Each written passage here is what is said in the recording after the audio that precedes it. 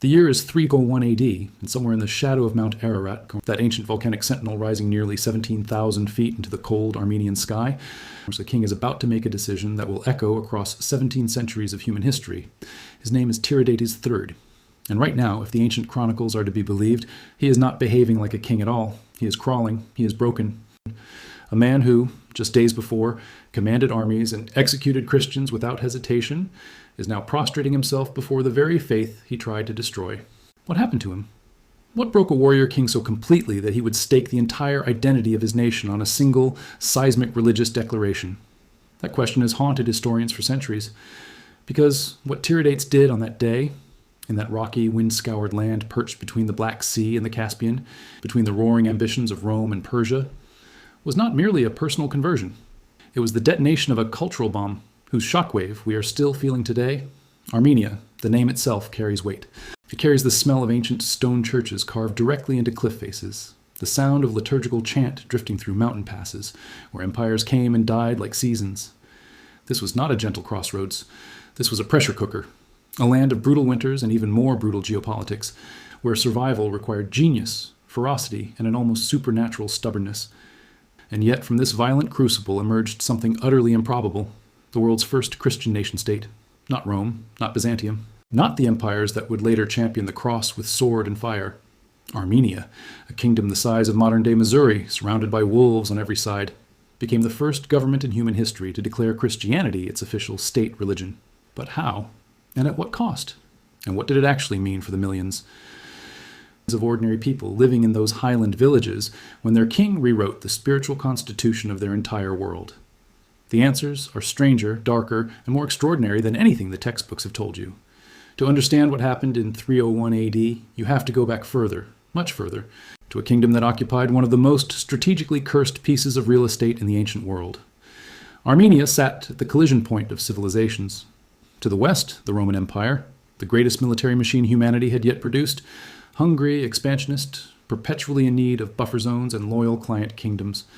To the east, the Parthian Empire and later the Sassanid Persian Empire, equally ancient, equally sophisticated, and equally determined to pull Armenia into its own gravitational orbit. For centuries, Armenian kings were essentially human pendulums, swinging between Roman and Persian allegiance depending on which empire was currently winning. This was not weakness. This was survival mathematics.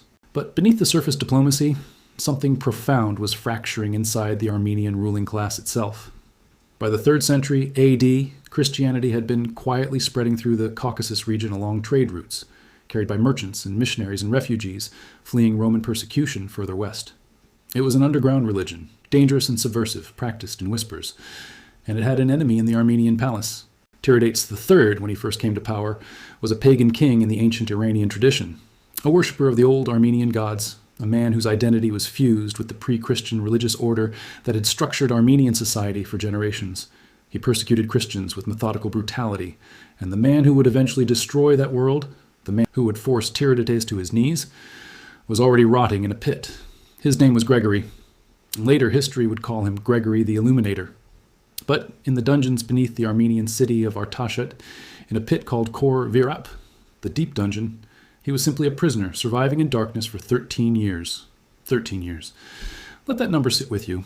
Gregory had been imprisoned not merely for preaching Christianity, but for the unforgivable crime of refusing to renounce it before the king. He was lowered into a stone pit so deep that sunlight became a rumor. And yet he survived. Some accounts say local women secretly lowered food to him. Whatever the truth, Gregory endured while kings plotted and empires clashed above him. Then came the moment that changed everything. The ancient sources, Armenian, Greek, and later Byzantine, describe what happened to Tiridates III as a sudden, catastrophic illness. Some historians read this as literal madness. Others suggest political crisis. Some see the fingerprints of a palace coup engineered by Christian factions within the court. The Armenian historian Agathangelos, writing generations later, describes the king transforming physically. His sister, a woman named Khor Virap, reportedly experienced a vision in which she was told that only Gregory, the prisoner in the pit, could restore the king. And so, after 13 years of imprisonment, Gregory the Illuminator was pulled from the darkness. What emerged from that pit was not a broken man. What emerged was something closer to a force of nature. Gregory was brought before the royal court not as a prisoner being released, but, according to every account we have, as a figure of such extraordinary moral gravity that the balance of power in the room immediately inverted. He began healing the king, he began preaching, and Tiridates III, the man who had imprisoned him, the man who had executed 37 Christian women, including the noblewoman Hripsime and her companions, in acts of horrifying violence, converted. The entire Armenian court converted with him. And in 301 AD, Christianity became the official state religion of the Kingdom of Armenia. The declaration was not made in a grand cathedral. Armenia didn't have those yet. It was made in a landscape of mountains and sky, amid a people who had survived everything the ancient world could throw at them, and who would now carry a new identity into an even more violent future. Gregory became the first Catholicos, the supreme head of the Armenian Apostolic Church, a religious institution that still exists today, still headquartered at Echmiadzin, still operating in direct apostolic succession from that extraordinary moment. Rome would not officially adopt Christianity until 313. Armenia beat the Roman Empire to the cross by 12 years. But here is where the documentary gets complicated. Here is where the neutral historian must do something deeply uncomfortable, must pull back the curtain on the parts of this story that tend to get quietly omitted from the celebratory versions. The conversion of Armenia was not a peaceful spiritual awakening that the entire population embraced with grateful tears. It was, in significant part, a top-down imposition, a royal decree enforced with the same instruments of state power that had previously enforced paganism. The old temples were destroyed.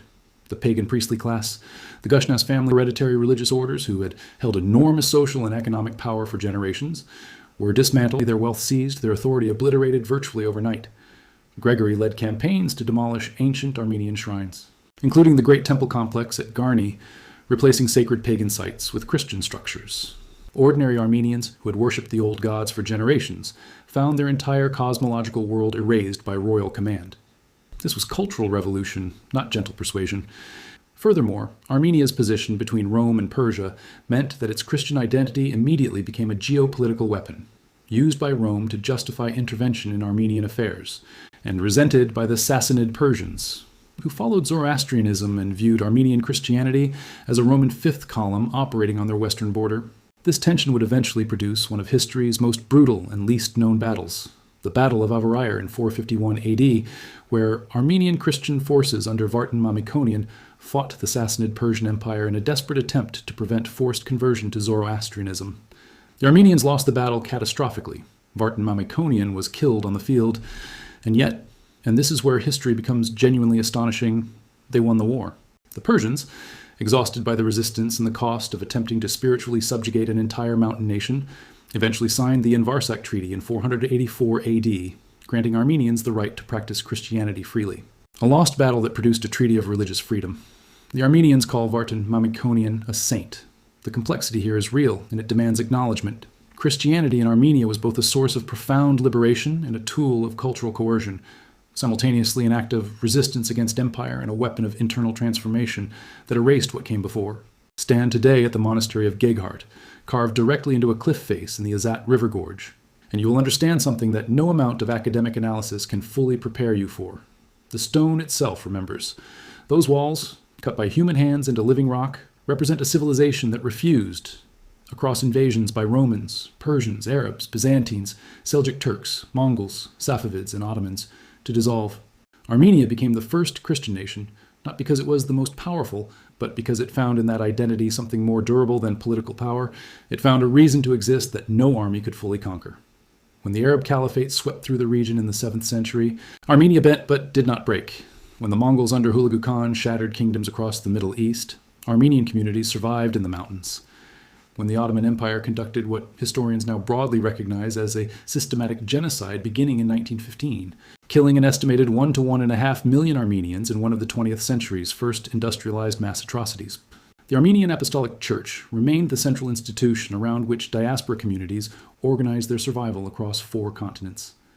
The church that Gregory built in 301 AD became the ark that carried Armenian identity through. Today, Armenia is a small landlocked republic of fewer than 3 million people.